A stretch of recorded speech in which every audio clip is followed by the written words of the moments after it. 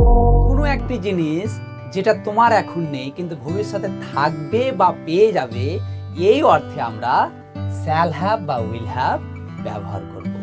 যেমন এই যে বাড়ি, এই বাড়িটা তোমার এখন নেই কিন্তু ভবিষ্যতে থাকবে বা পেয়ে যাবে, এই অর্থে শ্যাল হ্যাভ বা উইল হ্যাভ ব্যবহার করতে হবে। তাহলে চলো গ্রামার সহ আমরা আরো কিছু এক্সাম্পল দেখে নিই যেটা তোমাদের ইংরেজিতে কথা বলার ক্ষেত্রে খুবই কাজে দেবে।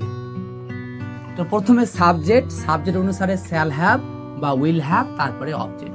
তোমরা এর আগের ক্লাসে কোথায় শ্যাল এবং কোথায় উইল বসে তোমরা জেনেছো, তবুও আমি আজকে তোমাদের আর একবার বলে দিচ্ছি। তোমরা জানো আই এবং উইল পরে শ্যাল আর বাকি সব ক্ষেত্রে উইল বসে। বাকি সব ক্ষেত্রে মানে ইউ, দে, হি, সি, ইট বা পুরো নাম বোঝালে উইল বসবে। আর একটা জিনিস তোমরা মনে রাখবে, থাকবে, পাবো বা পাবে বোঝালে শ্যাল হ্যাভ বা উইল হ্যাভ ব্যবহার করতে হবে। এক্সাম্পল গুলো ভালো করে দেখে নাও। আমার একটি গাড়ি থাকবে, এখানে দেখতে পাচ্ছ থাকবে রয়েছে, তাহলে আমার থাকবে আই শ্যাল হ্যাভ। আমার কি থাকবে? একটি গাড়ি, আ কার, আই শ্যাল হ্যাভ আ কার। এখানে যদি দেওয়া থাকতো যে তোমার একটি গাড়ি থাকবে, তাহলে ইংরেজি কি হতো? ইউ উইল হ্যাভ আ কার।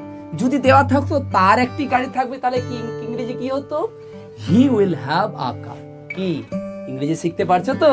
তারপরে নাম্বার 2 দেখো, আমাদের দুটি মোবাইল থাকবে, তাহলে থাকবে রয়েছে, তোমরা জানো থাকবে থাকলে শ্যাল হ্যাভ বা উইল হ্যাভ বসাতে হবে। হ্যাঁ, তাহলে আমাদের থাকবে উই শ্যাল হ্যাভ। ওকে, আমাদের কি থাকবে? দুটো মোবাইল, তাহলে 2 মোবাইলস হয়েছে এখানে দেখতে পাচ্ছ।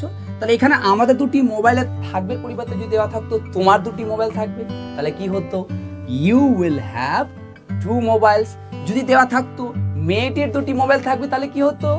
The girl will have 2 mobiles. এবারে আমরা নেগেটিভ সেন্টেন্স ব্যবহার করে কিভাবে ইংরেজি শিখতে হয় সেটা আমরা জেনে নেব। তোমরা নেগেটিভ সেন্টেন্সের গঠনটা জেনে নাও।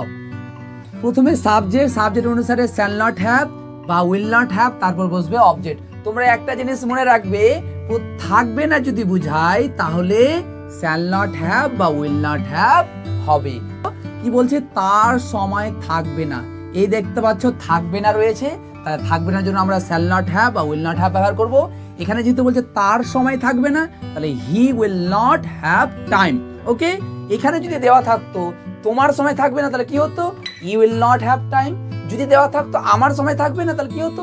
I shall not have time. বুঝতে পারছো তো? তোমার সময় থাকবে, এর ইংলিশ কি হবে?